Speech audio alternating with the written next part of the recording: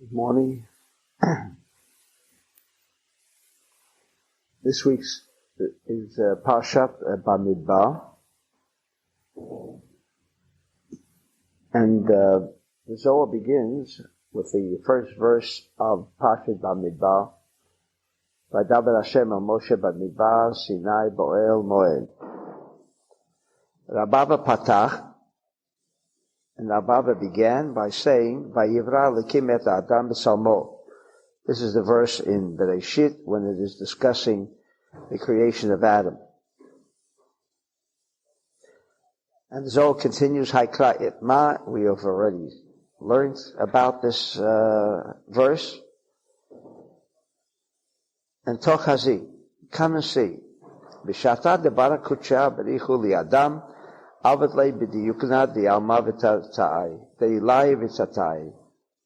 That when the Creator created man, He made him in the form of the supernal, the upper world, and the lower world. Bahava kalil mikula, and He was inclusive of everything. Bahava nehorei nahir, yisaifa alma asaifa alma, and the light of Adam shine from one end of the world until the other end of the world. Bahava dachilin kamei kula. And everything and everybody was afraid to stand before Him. The first question that we have here, what does this idea of Bamidbar, which begins with the idea that God is telling Moses to count the Jews.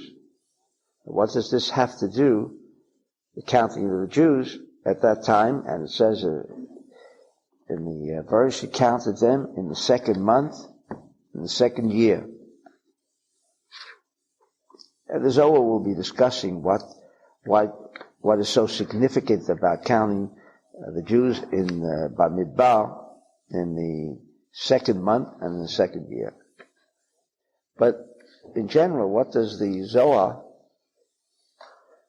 and what does the idea that the Zohar will be discussing shortly, and telling us about the essence of man. That is what the Zohar is going to discuss. The essence of man.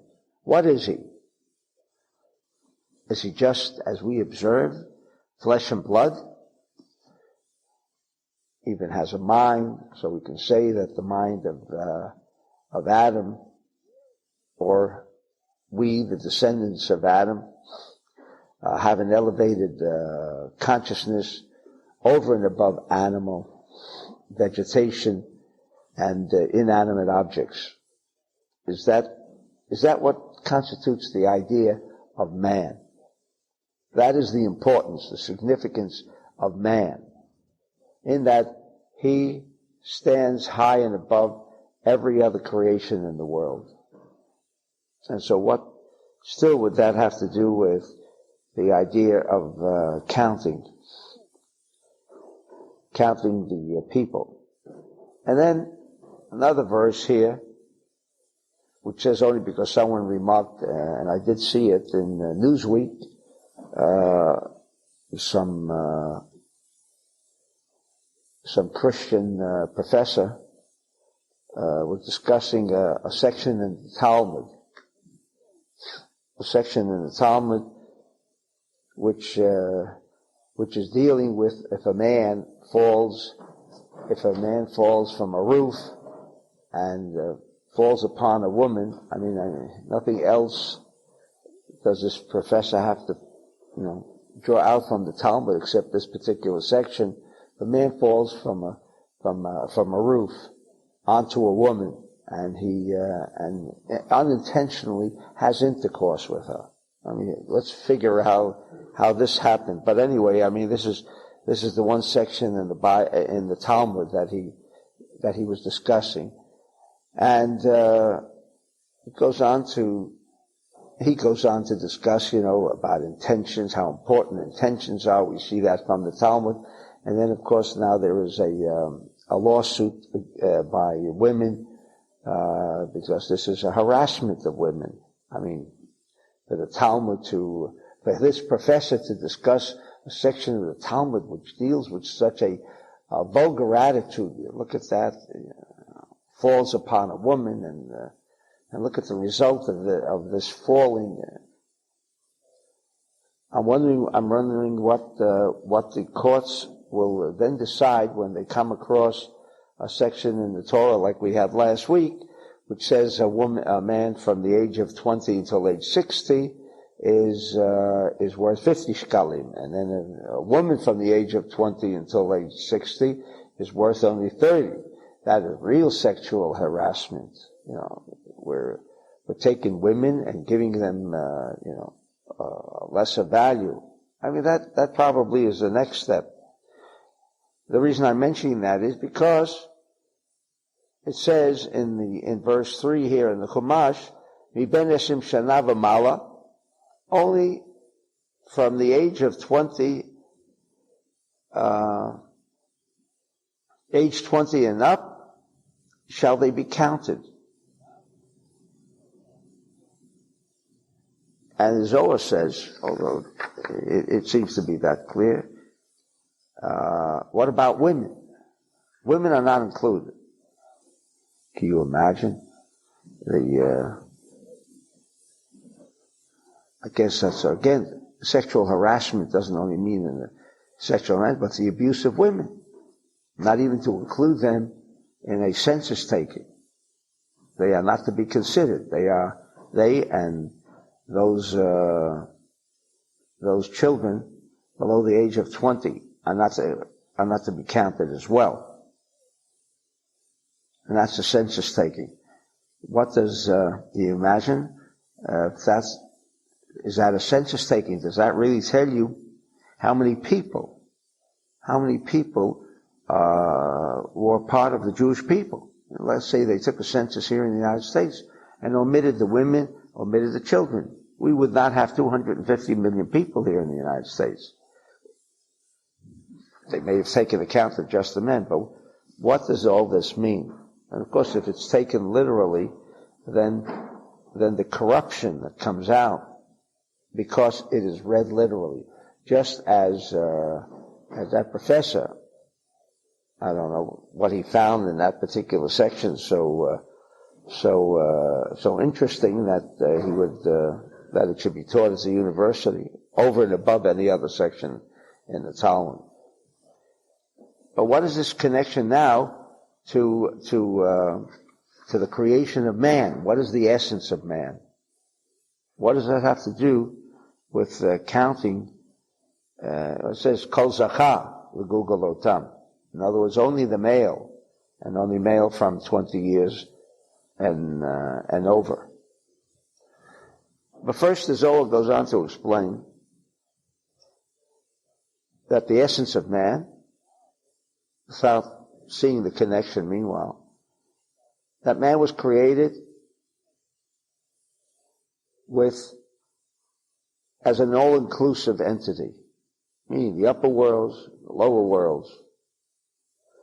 What does it mean by that? And because of this all-inclusivity, his light shines from one end to the other. But that is the essence of man. That's what the Zohar says. What does it mean that he contained the light force that's shown from one end of the world until the other end of the world? What does that mean, one end of the world to the other end of the world? Which part of it does the world begin? Where does the world end? Although we have a dateline that was established as to where time will begin. While here in California we're discussing Monday morning when you pass the dateline, you're talking about the evening. You're talking about going into the next day. And yet here we're only beginning the Monday morning, and they're considering now Tuesday. So did the Torah have in mind the dateline? Of course not. then what does the Zohar mean? But to tell us that he was an all-inclusive of a light that knows no boundaries. A light that knows no boundaries, meaning it is not limited. It also means that there's no beginning and no end. So when he said from one end of the world to the other end of the world, meaning that, well, where's the end and where's the beginning? There is no beginning. There is no end of the world. That's why the earth is circular. Where does it begin? Where does it end? Yes, we can say that Israel, which it is, the energy center of the world, the center point, the Kuda Amsait, as the Ari describes Jerusalem. The Kuda Amsait, it's the center, it's the focus. But that again doesn't mean it's the center of the world and the rest of the world stretches out from either side. This is not the idea. Idea is, it is the point by which the light force of God becomes revealed. Its presence is felt. So therefore, when the Zohar describes the creation of man in the image of God, what is the image of God? Is he like a man? Does he look like us? Of course not. You know, God is not in any form. And when we discuss God, we're not even discussing God. Even the word Elohim is a consciousness. It's not a man, it's a consciousness, because we, thank God, we've come into the 20th century. We've come into the latter part of the 20th century where the secrets of Kabbalah now are becoming revealed in terms that we can all understand. And that means that consciousness creates things. And we understand that. Rather than thinking that someone says, I built this company with my own two hands, that again is a satanic implication. Nobody builds anything with his two hands. Even a laborer does not build anything with his two hands. A laborer has to think first of what he's going to do. The hands ultimately manifest his thought, but at the same time, we understand that although there is nothing more than consciousness, and certainly consciousness is the highest level that we can experience in this physical world, the moment we begin to build something with our two hands, with our physical appearance, with our physical body, we begin to limit all of the consciousness that we may have thought, because the hands do not have the ability to make manifest all of the thoughts. The hands can do one step at a time. Again, the mind can focus and take in the entire structure as to the way it'll look and the way it should be built. The hands themselves, the physicality, even the plans of an architect, where we might say there we are closer to the idea of consciousness, still is limited. The plans on a drawing table is not the building. It doesn't even include all of the thoughts that should ultimately go into it, because no plan, no physical aspect can embody the consciousness of a person, etc. And certainly, if our consciousness, which also includes the light force of God, meaning our consciousness includes a force that has no limitation. Like we discussed on Shabbat, Yaakov rested on a piece of land, and God says, all of this land, meaning all of Israel, the land that you lie on. Well, how could he lie on all of the land of Israel? The answer is, there's only the rational mind sees things not as one unified whole. Doesn't see things as a consciousness, as something which is metaphysical, something which is not physical. Very difficult for our rational mind to grasp a concept such as consciousness. But nevertheless, the Zohar in Bamidbar brings the idea of the creation of man into an understanding that essentially within man there is this ability to transcend all of the limitations.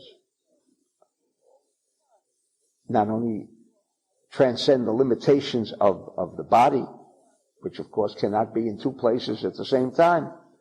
The body, which our own two hands can only create so much at a time.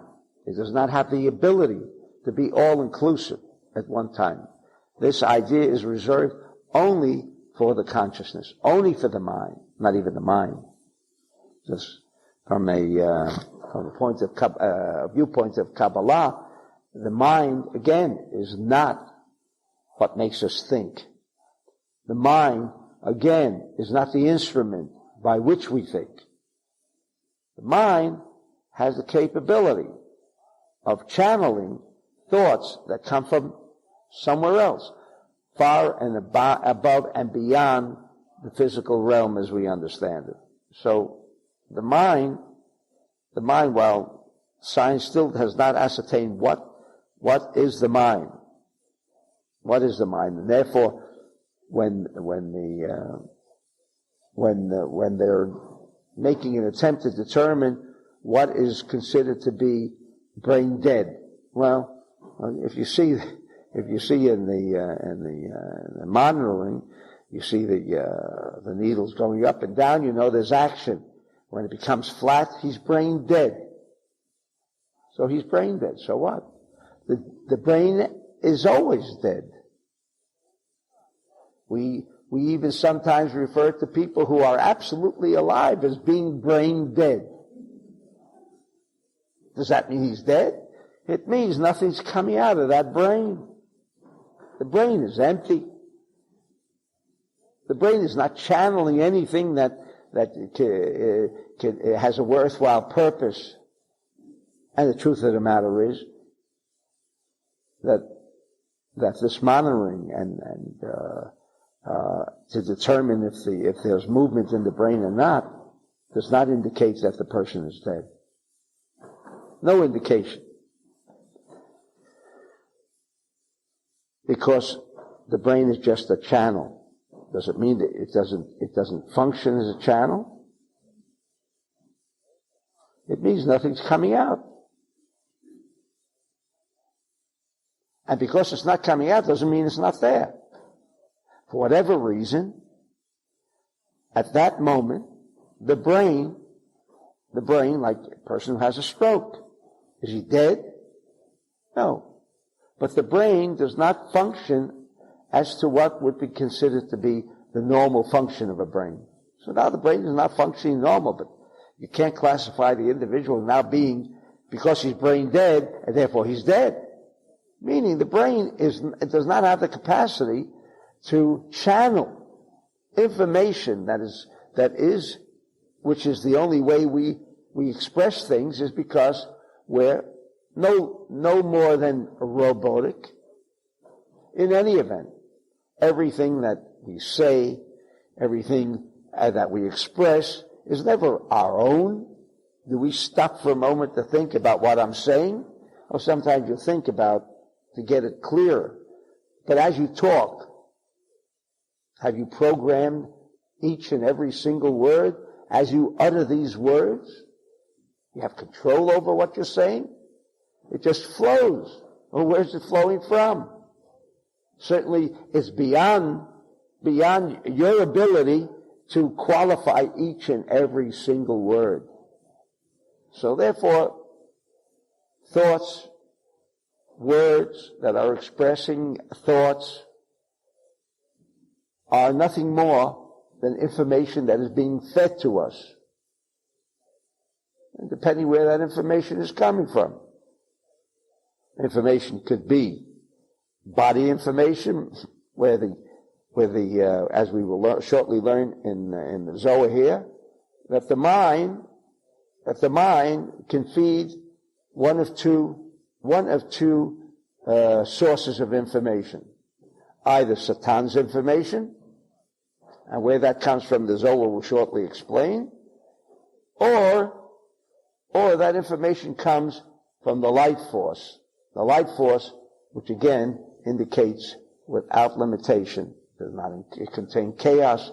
Therefore, if what is being channeled at that moment is the information from the light force, because you've made a connection with the light force, then there's no wrong decision. Not only there is no wrong decision, but the decisions you make today apply for tomorrow, and that's our real difficulty. Today we come to certain decisions today as to the way we project tomorrow and the next day. But this projection may not have anything to do with the reality of what will happen next week or next year.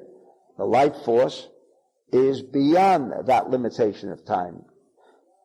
20 years, 2,000 years down the line is already calculated within the decision of the light force. So therefore you can never make a mistake.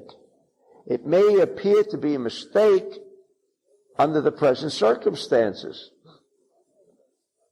But someone who is with the light force, or says, I want to be with the light force, and light tell me what to do, with a sincerity, then that decision, as wrong as it might appear to someone who maybe says, I see it differently. And in fact, the next day, it almost appears as if the decision is wrong. But the Zohar assures us, and I subscribe to that no matter how this decision, if it's stemming from the light force, and that's what the mind or the brain is channeling for us, there will be along the way tests which will say, oh, it doesn't look like it's right. But it will never be, it is not right. It'll always seem to be as if it's not right. Only to provide us with an opportunity of whether do you believe you're really connected with the light force, or is it only when it appears to be right, when it fits in to the present environment. But the light force cannot appear to fit in, to be correct because of the presence of today and everything that today includes. Because again, today does not include tomorrow. If you're discussing today, the light force does not include only today. Therefore, it could never become manifest as, well, it doesn't seem to reconcile with the facts that are going on today. And I made the decision last week, asking the light force to give me the right decision, and next week, or 2 weeks, or 3 weeks, it seems like it was the wrong decision. It will be the wrong decision if you change it. How do you change it? By saying, it doesn't look like it's right. So therefore, we understand what from the Zohar, that who determines if the decision is correct or incorrect? The light force? We do. The moment we think that when we had appealed to the light force to provide a decision, the light force which does not have limitation, we appeal to the light force to give us that information, because we have recognized that the ego, me, never, not occasionally, never can provide light force information. And no matter how right it looks, no matter how brilliant it looks, once it has originated with even, like the Zohar says, a little semblance, a little aspect of ego. I'm not talking about a big ego. Now we're talking about this individual who's been developing now his spirituality to a point where he almost has no ego. He doesn't want to consider that anything that emanates from this being has to do with me. It always comes from outside. It's always either Satan chas v'shalom, and therefore we make every effort to be sure that Satan, by our negative activity, should not become manifest with his consciousness, but rather we make every effort to be sharing, and that's the only real connection with the light force, because what is the essential character of the light force? Sharing. There is no desire to receive in the Creator. So this is our only option. There is no other option. You want to connect to the light force. You want to connect to infinity. You want to connect to an aspect that is beyond limitation. There must be an aspect of sharing. The greater, the more often the sharing, the greater the opportunity to have the flow of the light force coming through. And when that light force comes through, no matter what everyone tells you around you, how wrong that decision was, and I've had that many a time, that it was the wrong decision. As long as you know that you're coming from the right space when you made that decision is never wrong. That's sometimes wrong. Never wrong. Never wrong.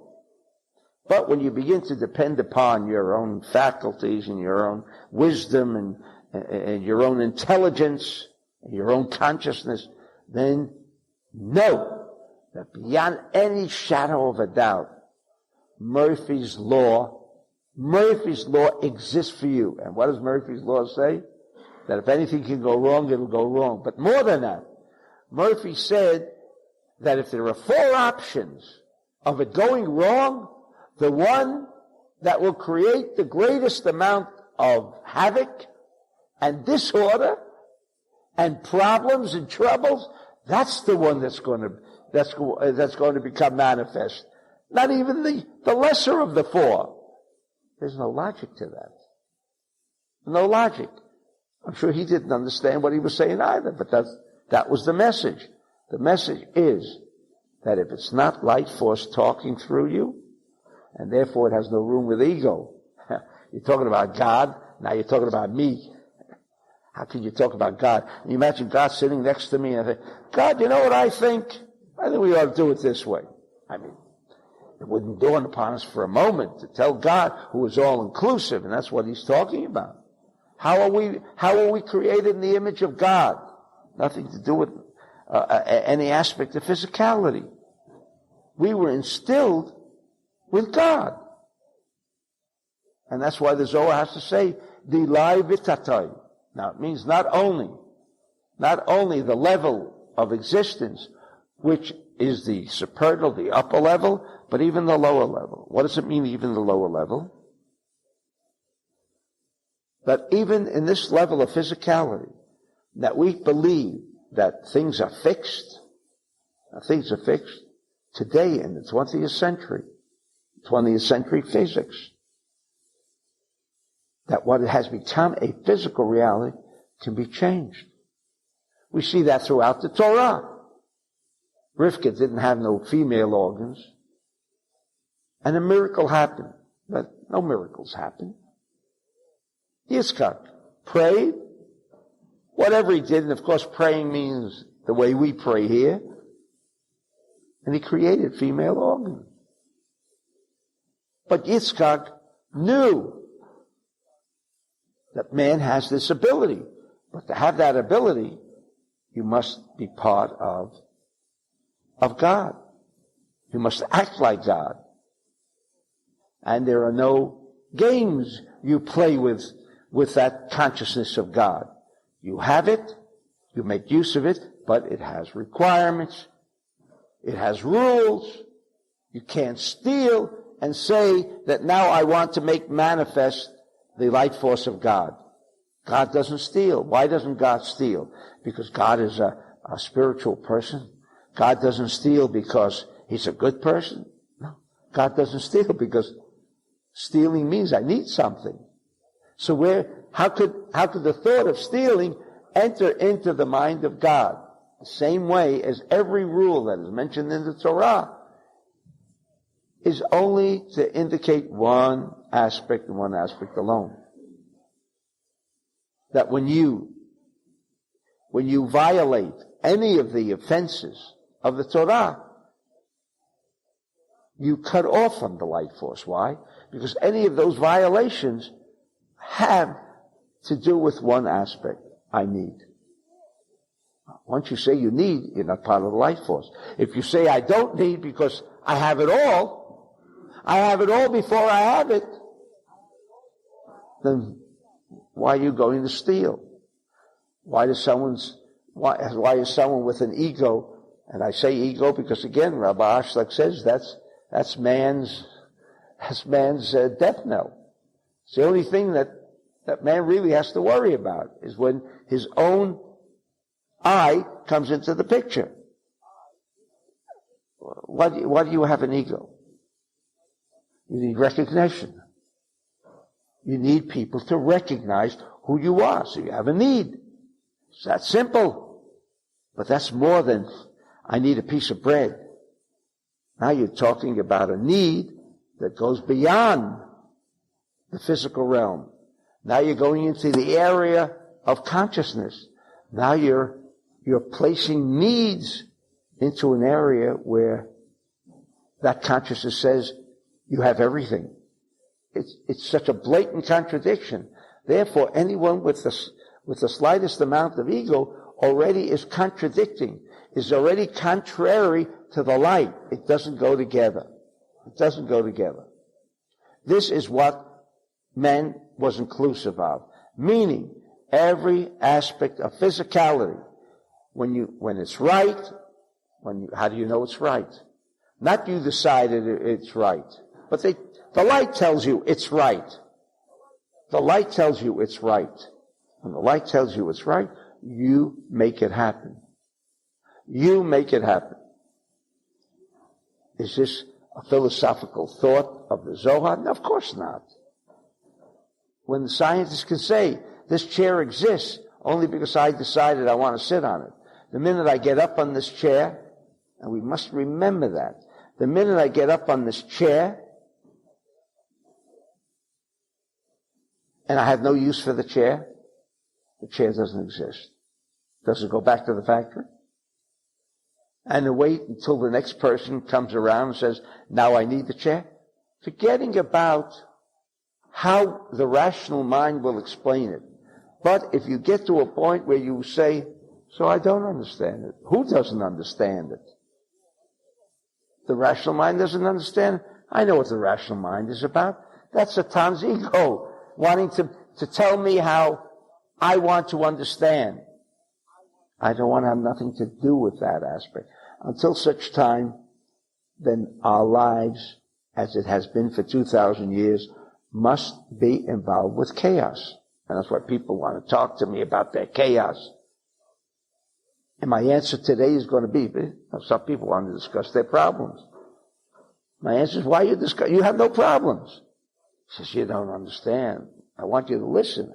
How serious my problem is. I said, so now you're telling me about your ego problem. Go home and work on the ego problem. What do you want from me? Yeah, but I want you to help me resolve the serious problem. It's not the ego, no. The only problem you have is an ego problem. Because if it's a light problem, and you're connected with the light, then you have no problem. You have no problem. The problem must go away.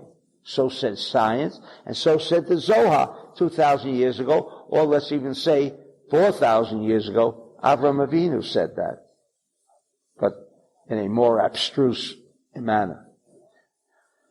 So this light, as we know, affects the whole body. Someone says he's sick. Someone says he's sick. Someone says he's sick. And he is sick. Someone has a serious ailment. Or even he's got cancer.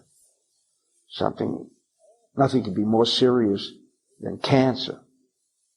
I don't know why that's more serious than a broken arm. Well, because a broken arm, you can live with a broken arm.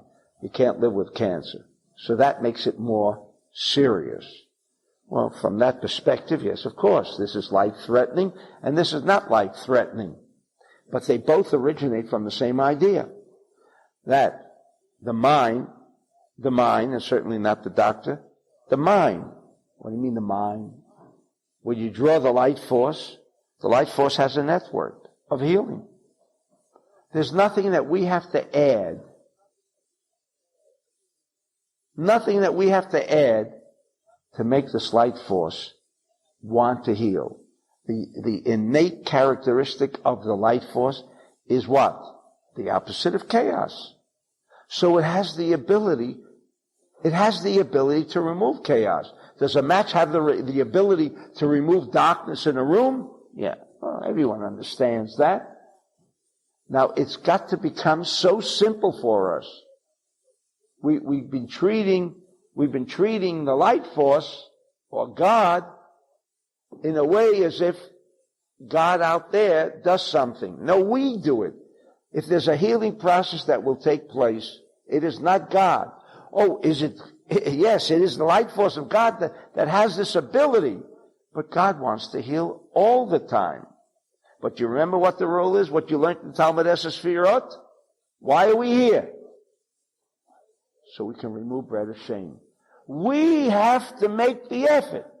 We have to earn this ability of the light force to work within us. So who's going to actually do the healing? Of course, God's power, the light force, does the actual healing.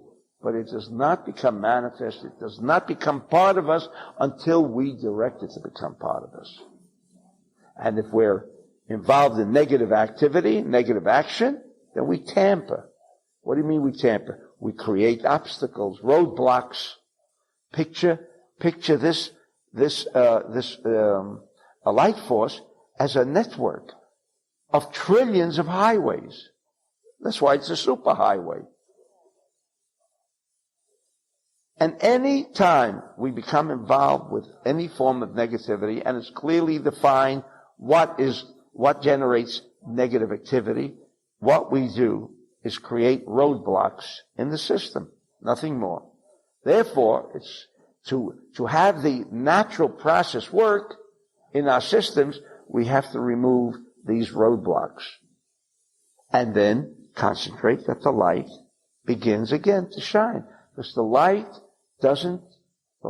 force doesn't operate until such time as we decide that it should operate. So when it says, Me'saifa alma at saifa alma, from the beginning to the end, it means it's all inclusive. There is no room. It occupies all the space. There's no room for chaos to set in. No room. It's a web of strings. And why is it a web of strings? Because to have a life without chaos, it must also include what? The celestial bodies. That's why we have an Anabakoa. We don't even understand. I certainly never understood what we're talking about when we're referring to the Anabakoa. Anabakoa is the 42 names that are here in creation. This was not with Rab Nechunya ben Akana, the Tana, who created the Anabakoa. The Anabakoa, as we know it today, is Ana, but the original Anabakoa is the Aleph of Ana, the 42 letters. That's the way the world was created.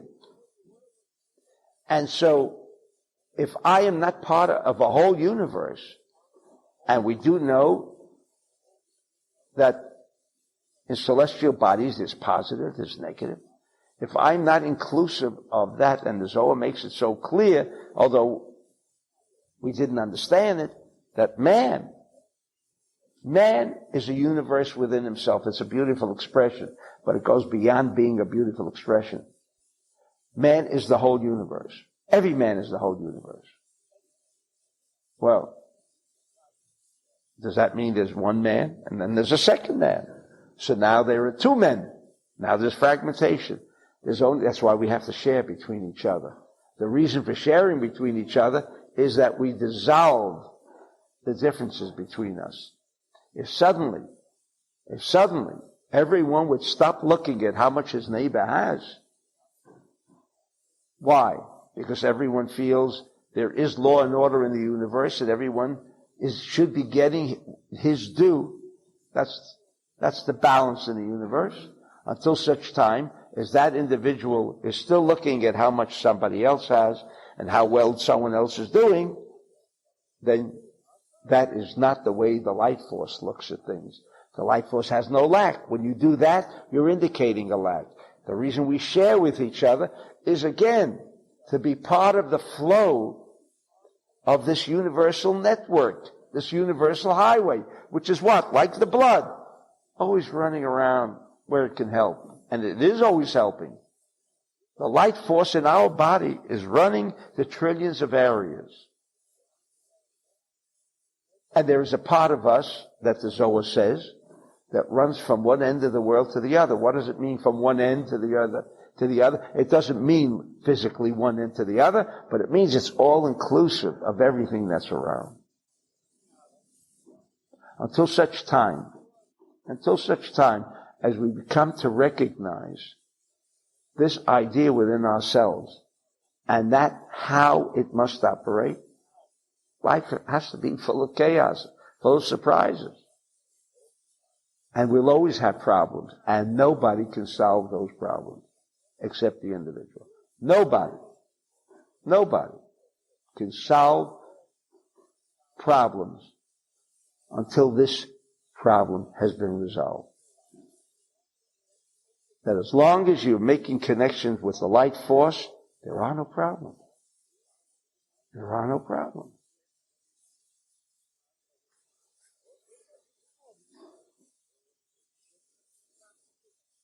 And then the Zohar goes on to say,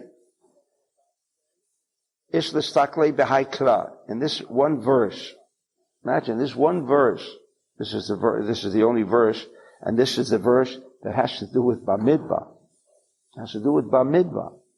Has to do with counting, etc. Vayivra al-kim et adam b'tzalmo b'selem el-kim bara oto came the Amma b'tzalmo my b'selem el-kim.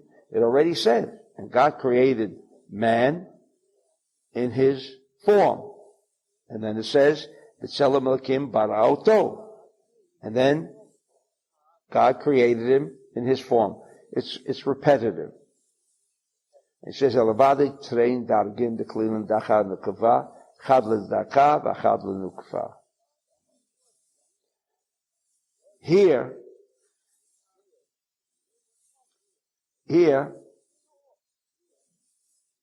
again, discussing the form of man, form of God. But we learned again in Talmud Esesvirot, in volume 5, that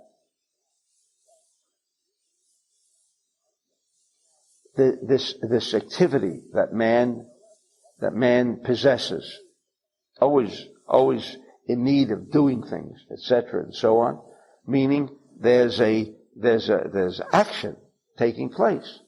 There's a flow of energy. Movement of hands is a flow of energy. The reason there's a flow of energy is because when God created us, He created us in the image of God. What does that mean? When we talk about the light force of God, we must understand we're talking about male and female. Male and female in a bulb. Male and female. Because there can never be an activity of energy unless there is male and female. That constitutes circuitry. And we know that today. That there is no circuitry unless there's a male and female. We know there's no growth of trees unless there's a male and a female.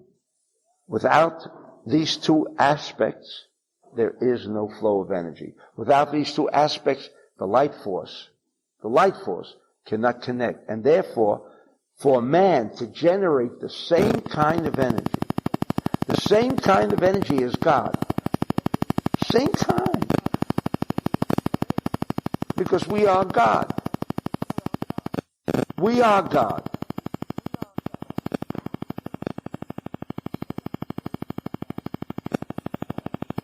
Can we do anything and everything? The answer is yes. When we're speaking about God, are we discussing now the origin of all that came into existence? The answer is no. Therefore, Rabbi Ashrig made it so clear, and we should always remember that God, that's why we always discuss the word light force. We discuss light. We don't discuss God. Why don't we discuss God? Because Rabbi Ashrig said very clearly that God is that point where there was a total positive energy without any negativity. Without any negativity.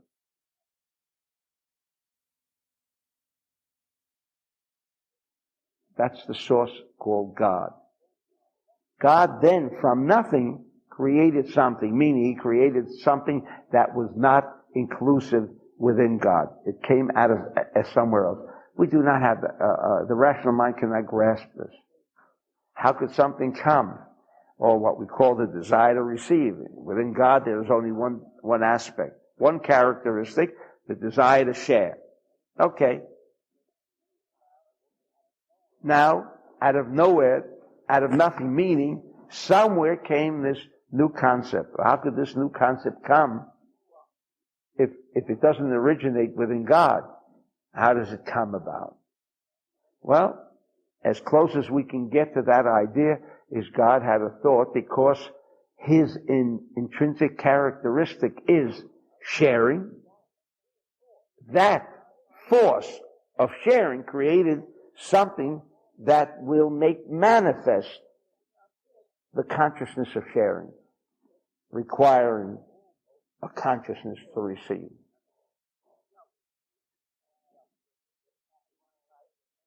While there are many, many questions and much to be desired as to its total understanding, but this much is what the Zohar is telling here does come forth. That when we have an idea, we want to share. We want to share. And the only idea as to why I'm involved in any activity is because I want to share. But then man has to say, yeah, what about me? Don't I have to eat? Does my family have to eat? So again, if we can try, and I don't say it's easy because he's going to tell us that we have a problem. We have a peculiar problem that God doesn't have. What's our problem? We have a body. We have a body. We have a body that will tell us that when we want to act as a channel, whatever we're doing, we want to open up a business, we want to expand the business, we want to be the largest corporation in the world, to make the most money, only for the purpose of sharing. Only for the purpose of sharing. Not for me. Because God, when He shares, has no need for any aspect of the sharing, because there is no desire to receive. That when this individual thinks in terms of God, because he is God, meaning God, not the origin, but God with the characteristic of desire to share, then all of this abundance that is accumulating, is he part of the scene? It comes only naturally that when he is, his activity is centering around about how he can help other people. Is he other people? He's like other people too. But this is not the foremost thought in his mind. This is not even, for Rabbi Shimon, this was never a thought. Well, what about having food on the table? Well, if everyone was provided for, didn't that include also his family? Did he have to think of his family in order to provide for his family? The answer is no. When you have a consciousness of sharing with the whole world, You know who that also includes? You. So that's the byproduct that does not require conscious thought. And therefore, when that happens, whatever your conscious thought dictates, that's what will happen.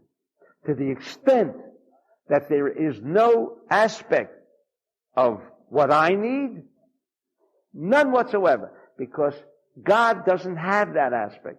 To the extent that we create a similarity with God, that is the extent of how we have the force of God, meaning to accomplish anything and everything without any limitation, without any reservation, because God has no limitation, God has no reservation. Very, almost like an impossible task. Can we, human beings, perform like God? Says the Zohar, yes. Because we are God. Meaning we contain that light force that removes chaos, like the match. It's a light that goes throughout the body, throughout the universe. That's why there's strings. The whole universe is connected. In essence, there is no empty space. We have the illusion that there is empty space. We have the illusion that if we don't take care of ourselves, ourselves won't be taken care of. If we take care of only considering others, that we are part of the others. That thought, says the Zohar, where did it originate? Da patsun havevade, and because now there must be male and female in the circuitry, that aspect of female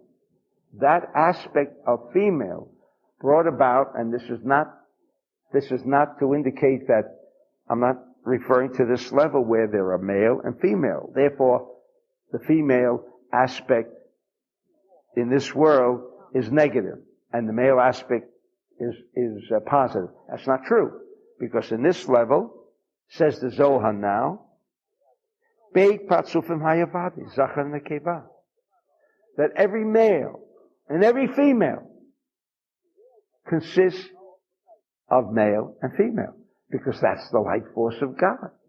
That's the circuitry of God. Each and every single male and female consists of these two qualities, male and female, as in a bow, because these two opposites is what creates the paradox of a flow of light. Because of that, now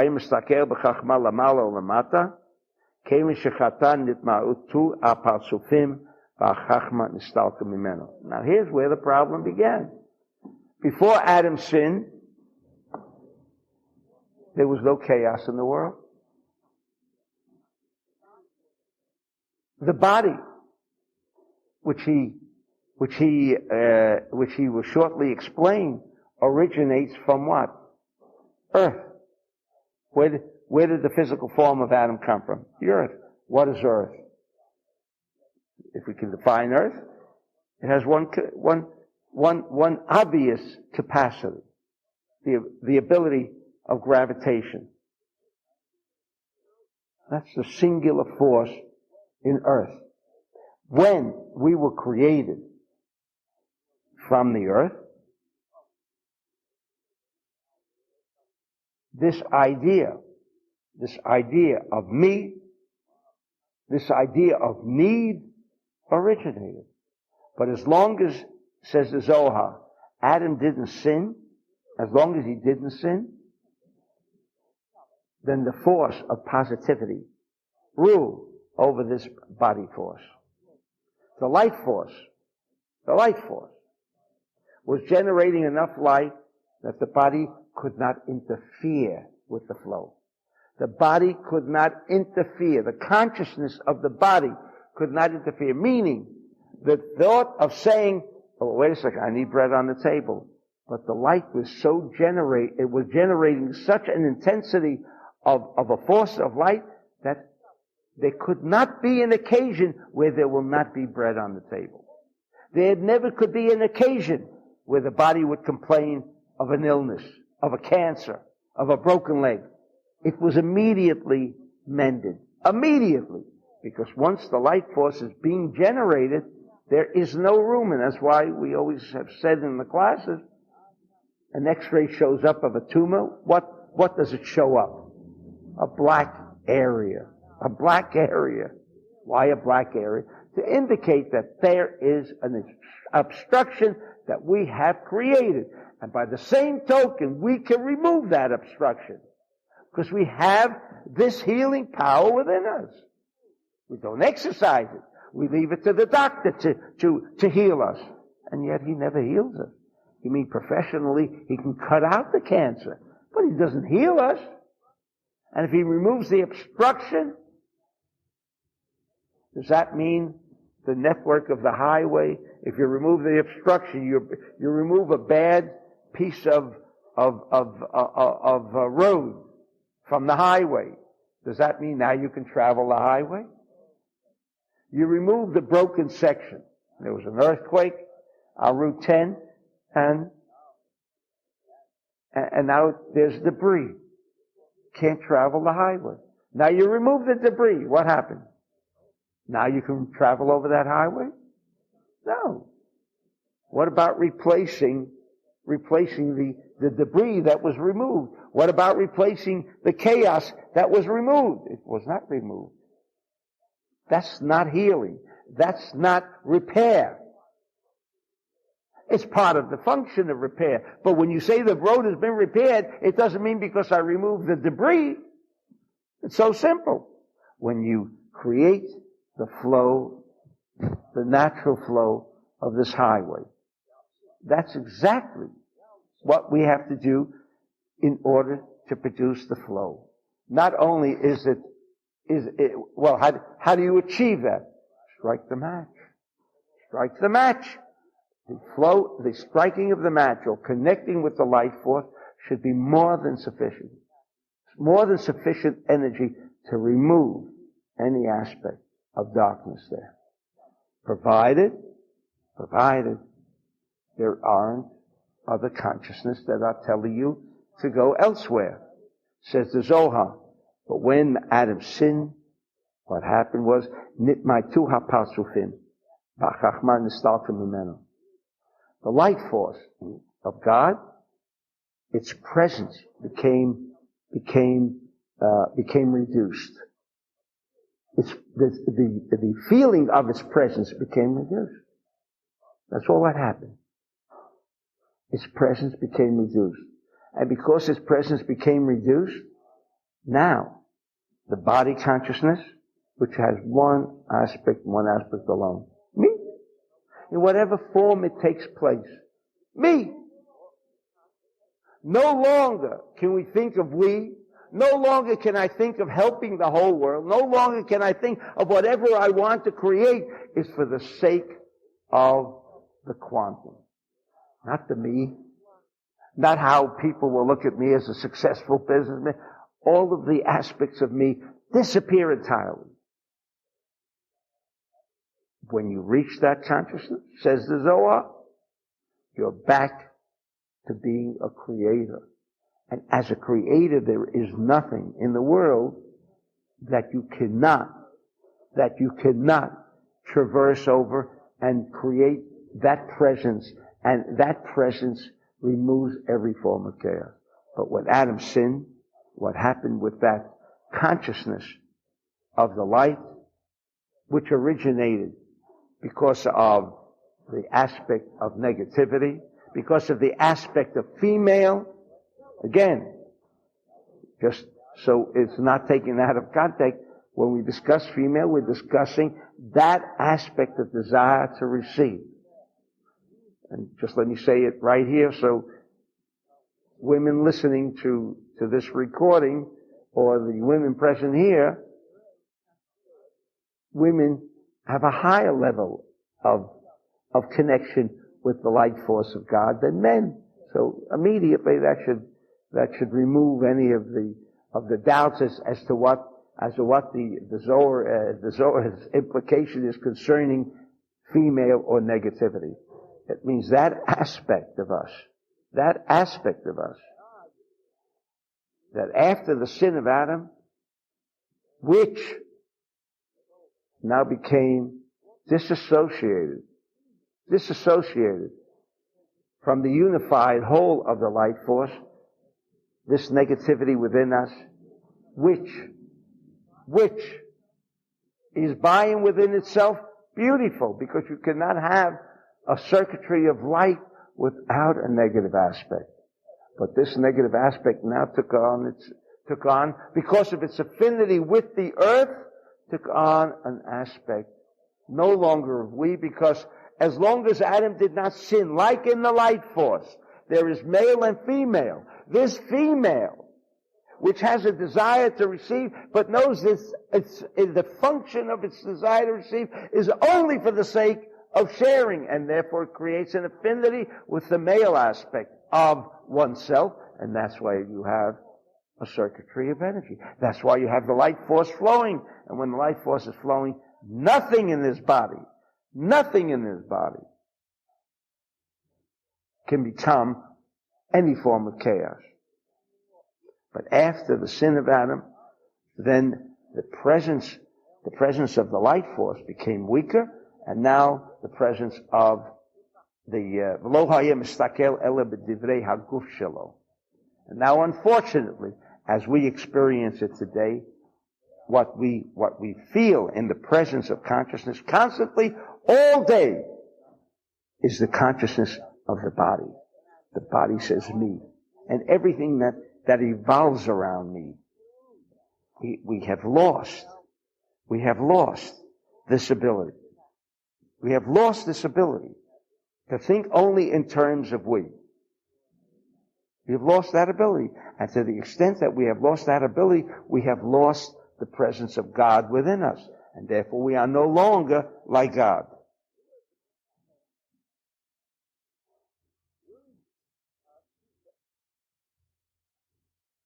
Alright?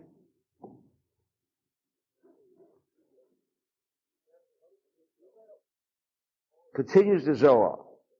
Vo'odei. I'm now on page Gimel, if you want to refer back to later.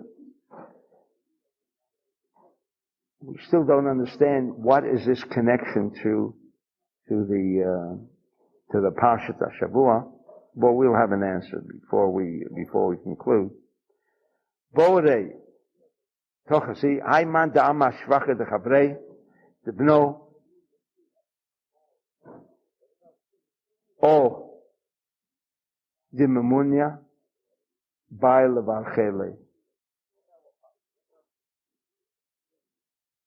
And I just realized why in Morocco they have hotels called the Mamunyas.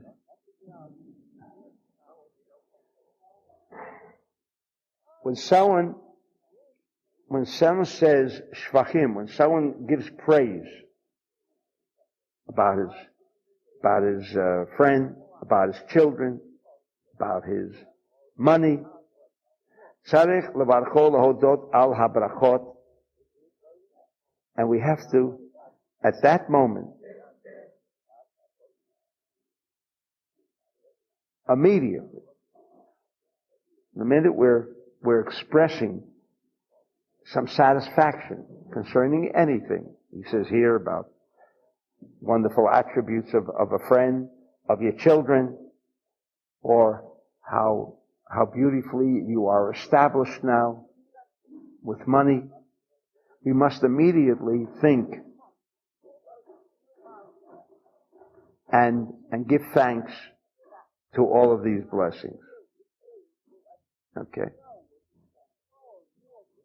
And he brings down a verse of Hashem lokechem avatechem Yosef alechem kachem elef pa'amim v'avarech etchem kashedi balachem. We have to constantly think about how wonderful and where these blessings originated from.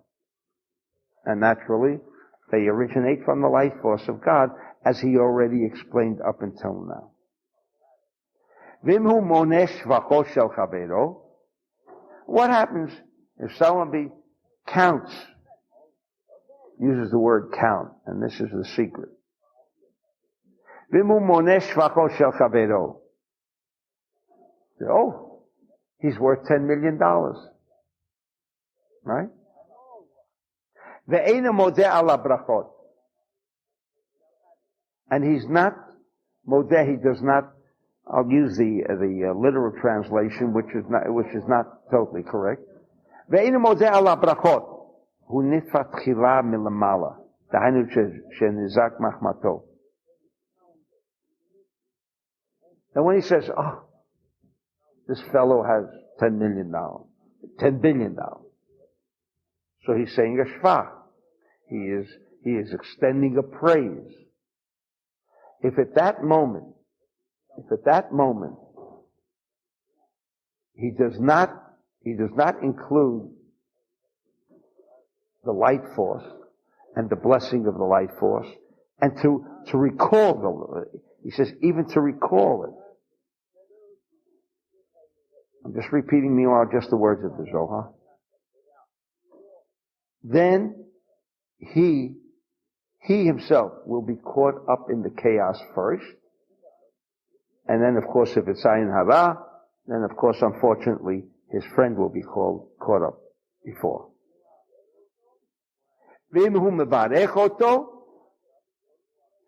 And if at the time that he's giving praise, as he says something nice about his son, says something nice about his own financial status, or he's speaking about his friends or other people. That when he extends a blessing, which we will shortly explain, but he extends a blessing as he provides this praise, as he counts someone else's money, The reason we say count, because he's now enumerating. And when he speaks about his children, he says, oh, children are wonderful, they've gone through Harvard, and they've gone through this, and they have acquired that, and they have this wonderful job, and that, all of the wonderful things that we say about our own children. And there is no an addition of blessing that person, because that's called counting. So we're beginning to see some relationship here. Because here we said that Bamidbar begins by counting. Counting. What does it have to do with creation? That was the obvious, the question we raised right at the beginning. What does this have to do with this? They're counting. So the Zohar will also say we won't have time for that, but the Zohar says, how did they count? They each gave money. They counted the coins. They wouldn't count the people. Because counting, as we understand, counting is, or when you enumerate, when you say certain praises, is that all the praises of the world? No. Because, how do you praise? You praise by virtue of speech. Speech originates where? Body consciousness? Or does the speech originate with the light force consciousness? There is no speech in light force. There's just an all-pervading force. What do you want to say? Oh, how wonderful this situation is, that. I mean, all the situations, even those that the rational mind doesn't even comprehend. Tomorrow, how do you speak about the praises of tomorrow? The rational mind does not see the tomorrow. That, according to the Zohar, is what is referred to here about counting. When they were counting the Jew. They were counting him, and counting only the male. If you remember, we said, what about and only from the age of 20. What about the females? What about the females? What about the children?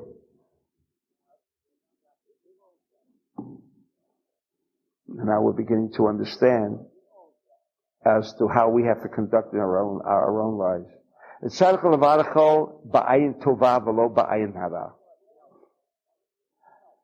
When, because the Zohar recognizes that we are living in a universe which is after the sin of Adam. After the sin of Adam, as we said previously, now there's body consciousness that wants to inject chaos into our lives, has such a sway over us that in our natural course of speech, and speech, that's why the Talmud says, Siyak Chachmal Shtika. Who is a wise man? One who never speaks. One who never speaks, just talks. He's a wise man. Well, some say the reason he's a wise man, then you can't hear any stupidity from him, then you have to assume he must be smart. That's one aspect of it.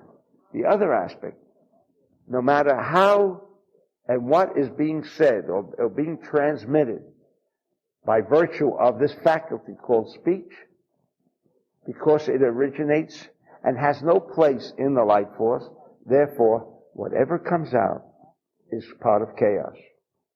Speech is part of chaos. Of course, speech in Torah, speech connecting with the letters of the alphabet. So that kind of speech, if that's all that's coming out is Torah, at that moment, then of course all that is you're connecting with is the life force, because the alphabet is the essential connection through the Arabakoch or whatever other prayer. We renew our connections with the life force. Because after Adam, we have to continuously renew that connection.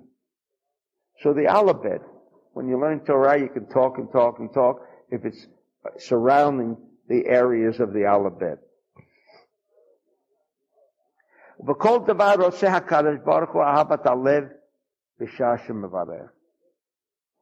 And remember, the Zohar is not, because he made it clear, is not providing a manner of conduct, because this is the way a spiritual person should behave. If we do not behave this way, if we consider someone else's, even our own children, whatever praise we give, remember, it's praise with limitation. And when you have limitation, you bring with that limitation chaos. And so we, again, are responsible for our own chaos. Just as we said, we can be responsible for bringing only bracha into the home.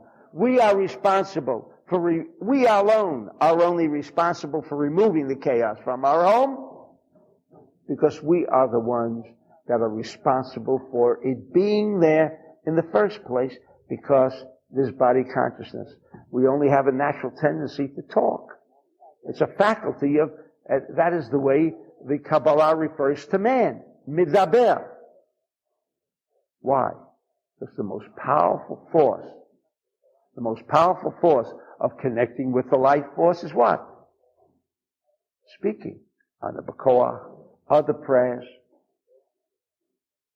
say the Hebrew language, that brings you closer to the life force and to its presence and to its influence.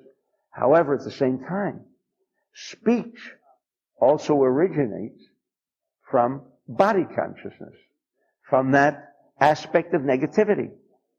And if you do not inject ayin tov, because we can also be jealous when we say, look how well that person is doing. So we must remember, the reason we do not want to be jealous, the reason we are not looking all day about how people are successful, and I'm not, because the Zohar says, you are going to be caught up in the trap of body consciousness first. Not the other person. Not even the one that now you're extending ayin hara to. You will be caught up long before the other person. Long before the other person.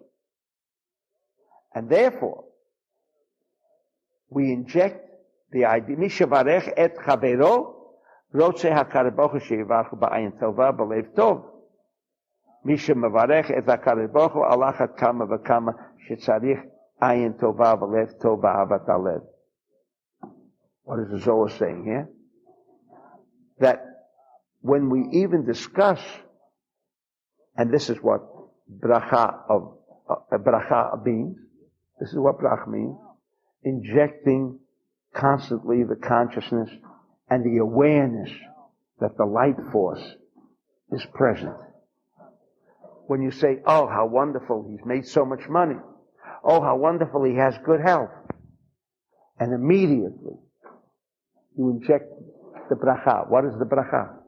Bracha is the presence of the light force. There is no bracha without the light force. So what do we do when we are mevarech? You make just a bracha? No. Yes, the bracha is first of all through the Hebrew language, but that bracha is to bring the consciousness of the light force present at that moment. Because if not, then the words become a limitation of that occasion or of that situation, of those circumstances, and you begin to create chaos. Remember, only we, this is not an act of God.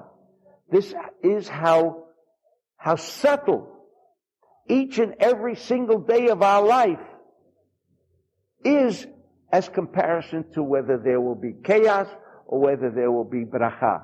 And bracha is the constant consciousness that the light force is present. As you say, oh, how wonderful, my son, he does this, that, and the other thing.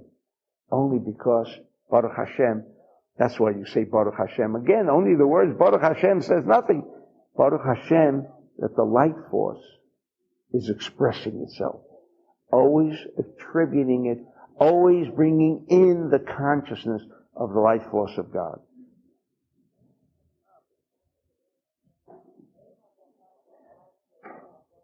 Ein habracha shelamala shoreh al davar shenina.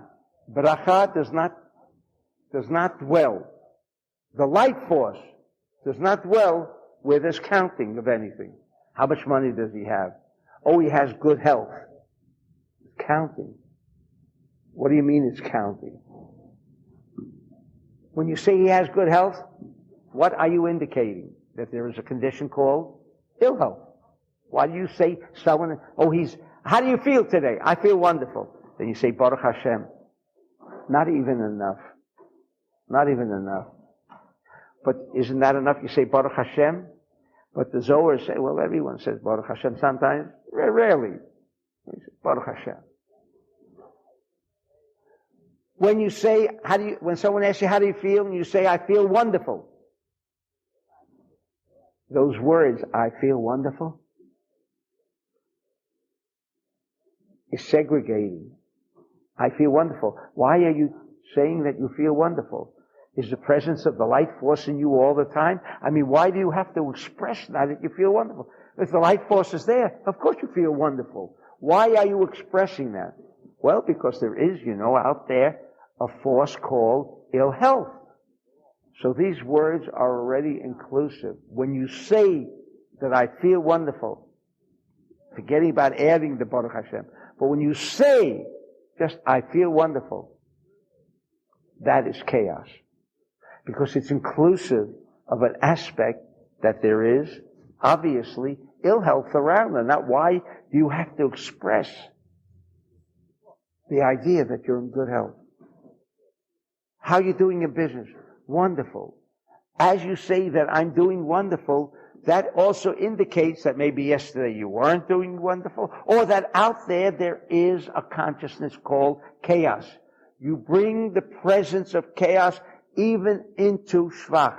When you enumerate, says the Zohar, when you mention even Shvach, forget about saying, oh, how do you feel today? Oh, I feel terrible, on the show. You feel terrible. Then you brought chaos in. When you bring chaos into your life at that moment, you say, I feel terrible. Are you supposed to say, never say I feel good? No, that's right. Always feel good. Always feel good. but I have a headache, but this, but that. Those are called enumerations. Not only counting money, that also, when you count 1, 2, 3, 4, 5, you are not counting 15. And when you're counting 6, you're no longer counting 1. This is all aspects of fragmentation. Just this consciousness, says the Zohar, brings bracha. And the way we enumerate, the way we give praise on facts that are true, we immediately, if we are not aware of bringing in the consciousness of the light force of God, which is bracha, at that moment,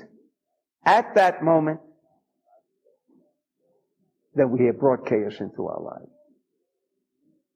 And by the elimination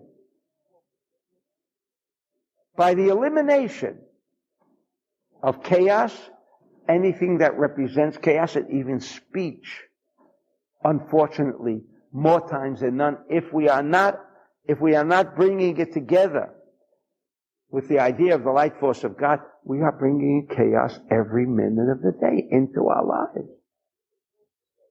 And we can change it just by a consciousness.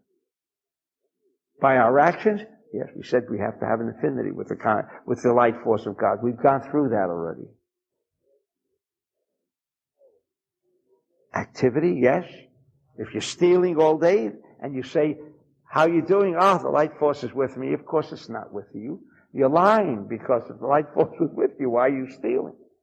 Why are you doing anything of a negative nature? So we're not even discussing that aspect. We're discussing where now we are positive. Even there, we can destroy, chas v'shalom, our own lives. We can bring chaos into our own lives. And now we can understand what the Zohar, and he goes on to, it's so beautiful. Maybe we'll have next week more time to discuss it, or another occasion, because it's so beautiful. But before we conclude, the Zohar began saying, when did this counting take place? When did God decide to count the Jews? In fact, what's beautiful is, it doesn't even say count the Jews. In Hebrew, there's a word for counting, lispor. Nowhere is it mentioned here. Nowhere is it mentioned. What it says is, Su'u et rosh kol adat b'nei Yisrael. Su'u. Vayhi bin soah ha'aron. We know the word su'u. Su'u means to raise. Raise. To arouse. When we open up the ark. Why do we open up the ark? We want to arouse. We want to activate. Activate. What? The energy that has been stored there. That's why we're opening it up.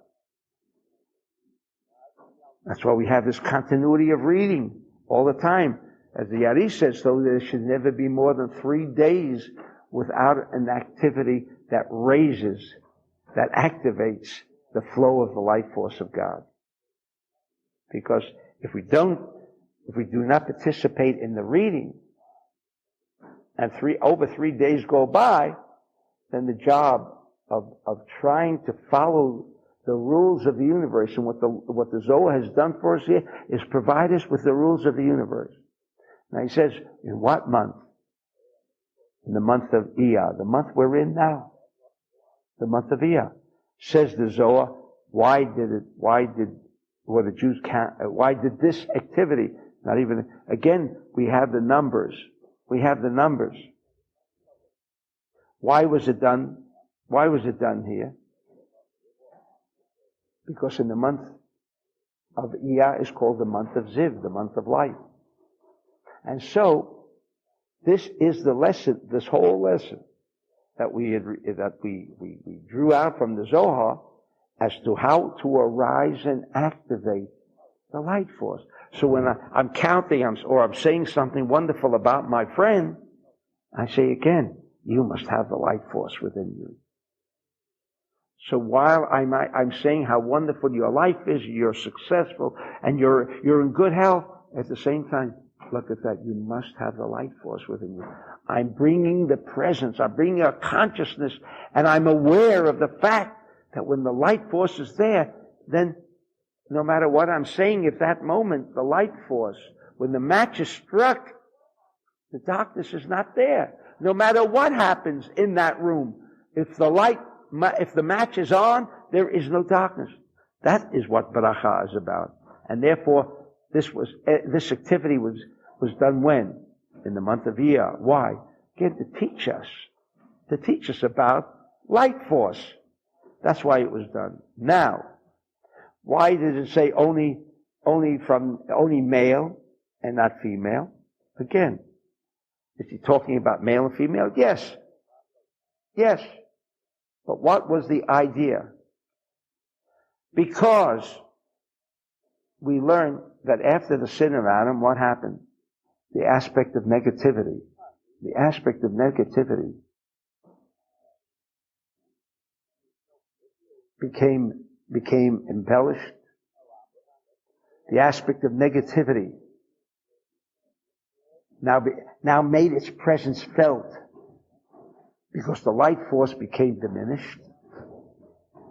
And therefore, when it says only male, what is the Torah telling us? It's teaching us again. How did the Zohar know to say what it just said? How would he know that? How would he know about two parts and all of the entire discussion that we just had? How did the Zohar know that? Well, you've got to be a Rabbi Shimon, and to be a channel like Rabbi Shimon was that from such abstruse wordings of the Torah, and they are abstruse. Forget about the harassment of women. It says only male. Why only male? Because what we're referring to is that the male consciousness, whether it's female or male, but we want to arouse, with this reading, we arouse the male consciousness. And what is the male consciousness? That's the light force of God. Positivity, the character of the light force of God. What is female? Female, we said, is a necessary aspect, not a necessary evil, a necessary aspect of circuitry. However, when Adam became connected with the earth, now there became attached a necessary evil. Why do we call it a necessary evil? Because it is the only way that we earn the presence of the light force, being aware of the fact that there's a part in me that says only me. There's a part in me that says I don't want to be part of the community. The only consideration is me. That aspect came only after the sin of Adam, unfortunately. Before the sin of Adam, it was not a necessary evil, this negative aspect. Very positive.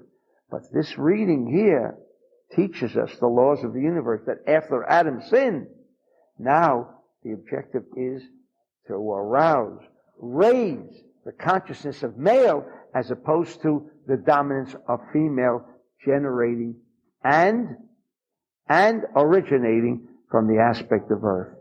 Yezat Hashem, this month is the month of Iyar, that we begin to take these simple rules of the Zohar. Simple rules, they're not profound.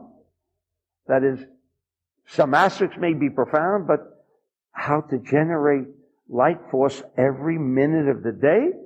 Be conscious. Whatever you're saying, be conscious of what you're saying. And if there is even praise, bring the light force back into your life. Amen.